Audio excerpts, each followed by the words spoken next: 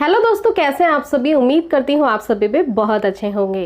दोस्तों, प्रेगनेंसी के दौरान हर महिला अपने बच्चे को स्पर्श के द्वारा महसूस करना चाहती है और इसी वजह से प्रेगनेंसी के दौरान बहुत सारी प्रेग्नेंट महिला अक्सर दिन भर में न जाने कई बार पेट पे हाथ फेरती ही रहती हैं।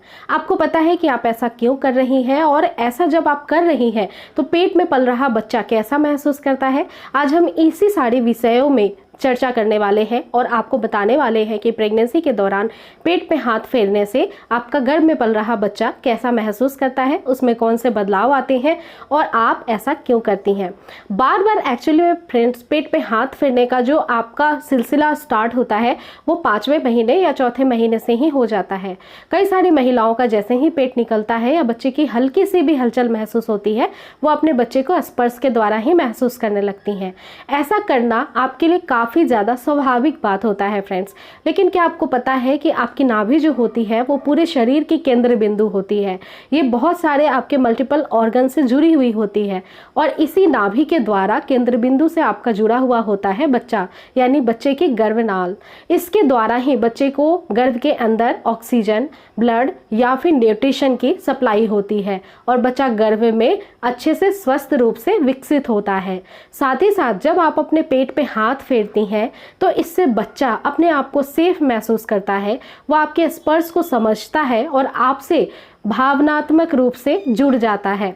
उसे पता होता है कि कोई ना कोई उसके आसपास है और उसे कंफर्ट फील कराने की कोशिश कर रहा है।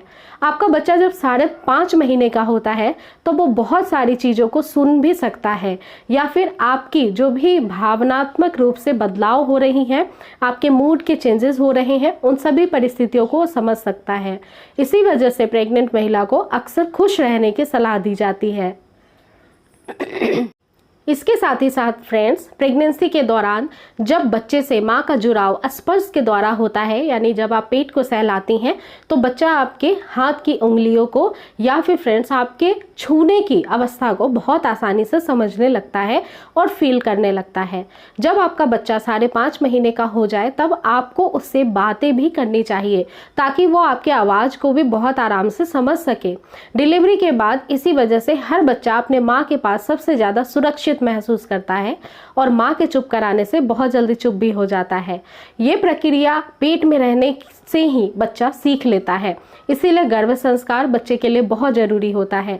जब गर्भ में आपका बच्चा पल रहा हो तभी उससे बात करें, अच्छी चीजें उसे सिखा सकते हैं, संगीत सुना सकते हैं और गर्भ संस्कार के सारे ही नियमों को आप अपना सकती हैं। यह आपके बच्चे के मेंटल और फिजिकल डेवलपमेंट के लिए बहुत ज़्यादा अच्छा होता है। मदर की बॉन्डिंग बच्चे के साथ काफ़ी स्ट्रांग हो जाती है जो डिलीवरी के बाद भी आपको काफ़ी कंफर्टेबली बच्चे की केयर करने में आपकी मदद करती है। इस वजह से आपको ऐसा जरूर करना चाहिए। इसके अलावा जो भी अच्छे किताब होते हैं आपको जरूर अकेले में बैठकर बोल कर पढ़ना चाहिए ताकि बच्चा भी उसे सुन सके।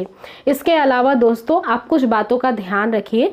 बच्चा जब पेट में घूमता रहता है, आप जब स्पर्श करती हैं तो इससे काफ़ी अच्छी फीलिंग आपको आती है, लेकिन हर वक्त अपने पेट को स्पर्श करने की ज़रूरत आपको नहीं होती है क्योंकि बच्चा कई बार पेट में सोता भी रहता है और अगर आप हर वक्त अपने पेट को छूती रहेंगी तो बच्चे की नींद पूरी नहीं होगी, इसलिए बच्चा थकावट या थकान को महसूस भी कर सकता है। बच्चे को हर वक्त मूवमेंट करने की ज़रूरत नहीं होती है। मेडिकल रिसर्चेस बताते हैं कि अगर आपका बच्चा 1 घंटे में 2 से 4 बार भी मूवमेंट करता है तो वो स्वस्थ माना जाता है। इसके अलावा दोस्तों, बच्चे की मूवमेंट एक बहुत इम्पॉर्टेंट पार्ट होता है।